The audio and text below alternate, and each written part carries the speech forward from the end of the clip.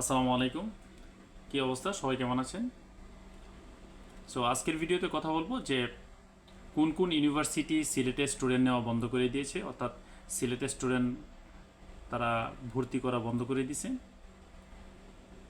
So তারা কিছু serious problem find out করছে ইউকে ইউনিভার্সিটিগুলো, যে তার মধ্যে সবচেয়ে গুরুত্বপূর্ণ সবচেয়ে সিরিয়াস প্রবলেম হচ্ছে যে তারা ইউকেতে আসার পরে অ্যাসাইলামে চলে যাচ্ছে, প্রথম সেমিস্টার শেষ করার আগে অ্যাসাইলামে চলে যাচ্ছে, কেউ কেউ প্রথম সেমিস্টার শেষ করে যাচ্ছে, অর্থাৎ পরবর্তীতে তারা আর কোনো টিউশন ফি ইউনিভার্সিটিকে দিচ্ছে না, পড়াশোনা কন্টিনিউ করতেছে না, তারা অ্যাসাইলামে গিয়ে তারা জব কন্টিনিউ করতেছে। সো যার জন্য সিলেট অঞ্চলের স্টুডেন্টদেরকে ওরা ভর্তি করা বন্ধ করে দিয়েছে। সো চলুন দেখি এই লিস্টের মধ্যে কোন কোন ইউনিভার্সিটি আছে।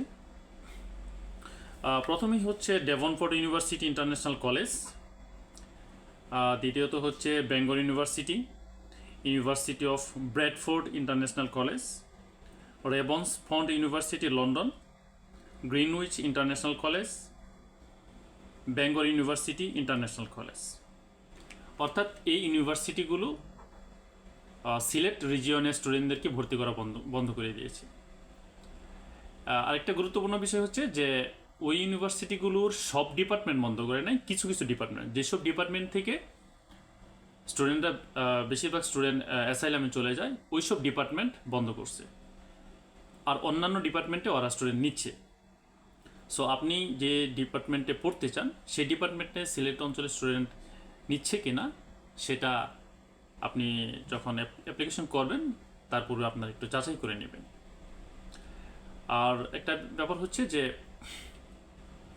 আপনারা যখন সিলেট ছাড়া বাংলাদেশের যে অন্যান্য অঞ্চলের যে স্টুডেন্টরা আছে তাদের জন্য কোনো সমস্যা নেই, তারা যে কোনো ইউনিভার্সিটিতে আপনারা অ্যাপ্লিকেশন করতে পারেন, তাদের জন্য কোনো সমস্যা নেই। বাংলাদেশ এখনও রেড অ্যালার্টের মধ্যে পড়ে নাই।